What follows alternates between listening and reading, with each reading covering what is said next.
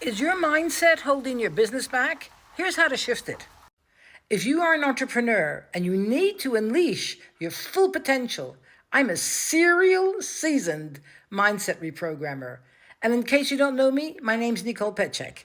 Limiting beliefs aren't just mental blocks, they're costing you money, hard cash. Whether it's doubting your worth or feeling like success is maybe out of your reach, you see, these thoughts, they are actually keeping you from reaching financial opportunities that are out there ready for you to embrace. Do you want to know the truth? Look at your bank account, because your bank account reflects your beliefs. And the most powerful way to shift your beliefs is to use EFT, Emotional Freedom Technique.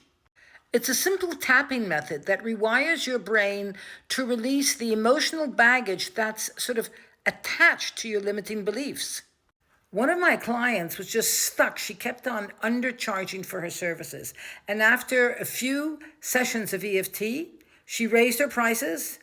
Her clients felt so much value. She got many more clients. And in a few months, she doubled her income. Doubled. If you're really ready to tap into your full potential, then download my free EFT workshop by clicking on the link in my bio from the shop. It's free. Use it. Bye.